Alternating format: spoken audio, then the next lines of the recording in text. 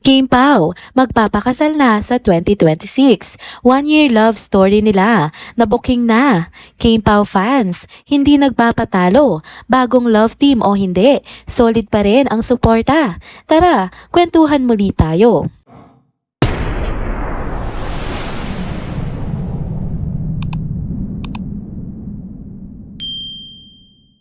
Hello mga ka-trenders! Welcome back muli sa ating channel. Kung bago pa lamang kayo dito, huwag nang kalimutang mag-like, mag-subscribe at i-hit na rin ang bell notification para lagi kayong updated sa mga balitang trending at napapanahon.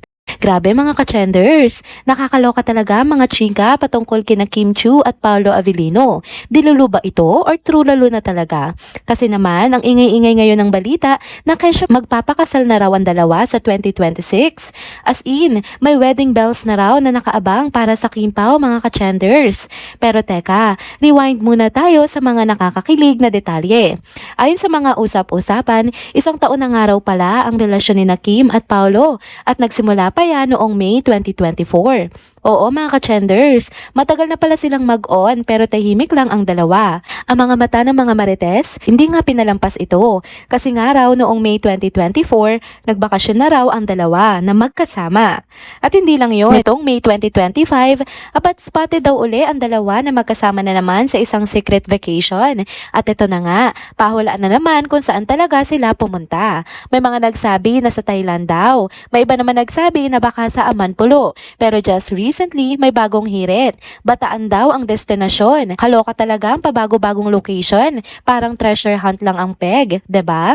Pero syempre, para sa mga tunay na Kim Pao fans dyan, hindi na nga mahalaga kung saan man sila nagpunta. Ang importante, magkasama sila kahit saan pa yan. Beach man o bundok, sa mata ng fans, parang honeymoon na ang dating.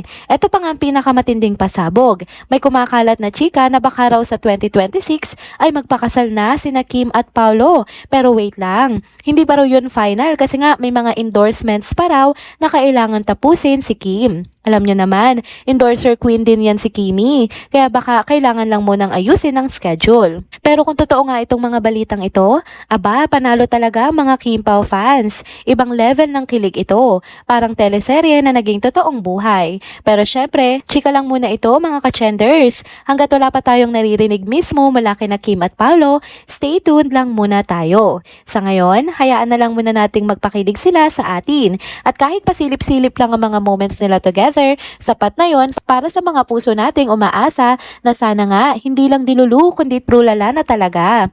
Kaya ayan mga ka-trenders, abangan pa nga natin mga susunod pang ganap ni na Kim at Paolo. Baka bukas makalawa, may bago na naman pasabog ang tandem na ito.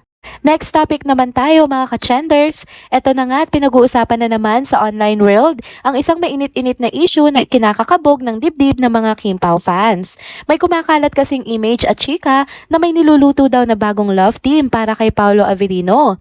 Aba, edi parang bagong putahe lang sa showbiz kitchen, no? Agad-agad, napuno nga ng halo-halong reaksyon ang comment section. Pero ito nga ang nakakatuwa, marami sa mga Kim Pao fans, chill lang. Ang sabi nila, ayos lang daw yun kasi trabaho lang naman ito. Tiwala naman daw sila sa relasyon ni na Kim at Paolo. At naiintindihan nilang parte nga talaga ng pagiging artista ang makatrabaho ang iba't ibang ka-love team paminsan-minsan. Ang mahalaga, professional daw ang dalawa at solid pa rin ang chemistry. Kahit nga kanino sila pareha. Nakaka-good vibes yung mga ganitong klaseng suporta, 'di ba?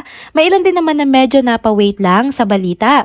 May mga nagkomento pa na kung si Paolo bibigyan ng bagong ka-love team, dapat si Kim din bigyan ng panibago. Yun nga yung tipong fair lang, 'di ba? Medyo may tampo pero ramdam mo pa rin na may care sila sa Kim Pao tandem. Pero ang pinaka nakakakilig sa lahat, may mga fans nga na sobrang kampante pa rin. Sabi nga nila, kahit sino pa raw ang makatrabaho ni Paolo, ang mahalaga raw ay uuwi pa rin siya sa asawa niyang si Kim. Oo, asawa na talaga ang tawag nila ha. Yung tipong sila pa rin daw magkasama tuwing umaga, nagja-jogging, nagkakape, at sweet na parang walang bagong ka-love team sa eksena.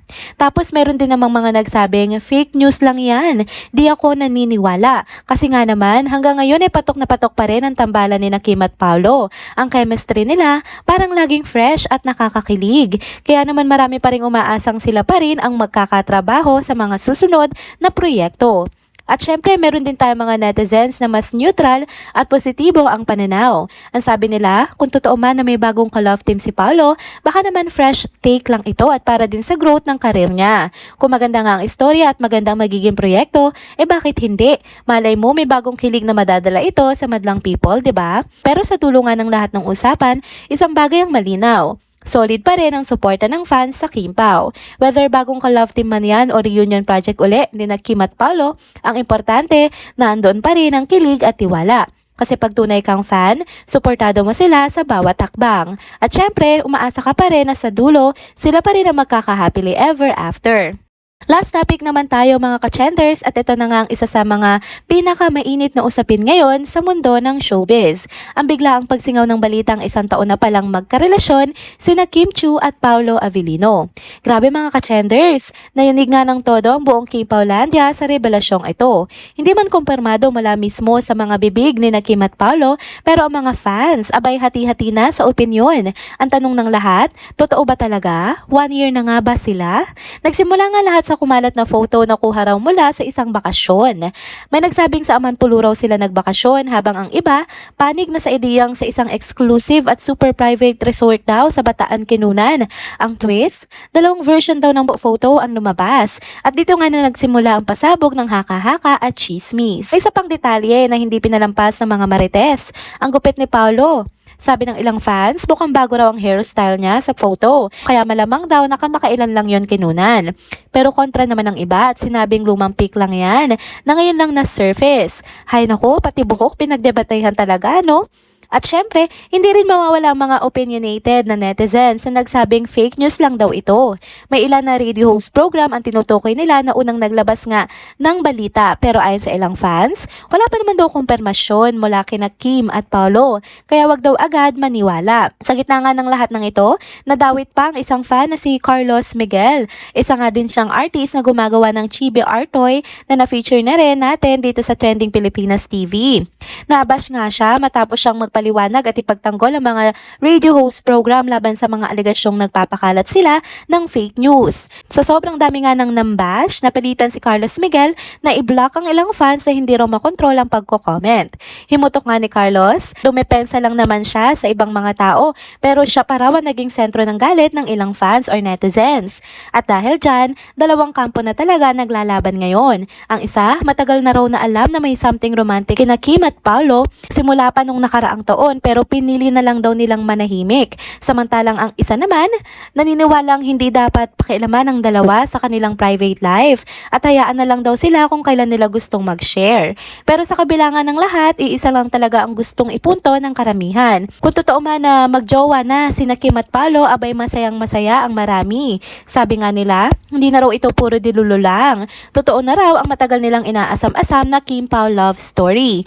Kaya ayan mga ka-chenders, tapos na nga ang ating blind item, no? Kung 1 year na nga sina Kim at Paolo, edi congrats, 'di ba? Kung hindi pa, edi abangan na lang natin ang susunod na kabanata. Ang importante, masaya tayo sa mga kaganapan at masaya rin ang mga iniidolo nating sina Kim at Paolo.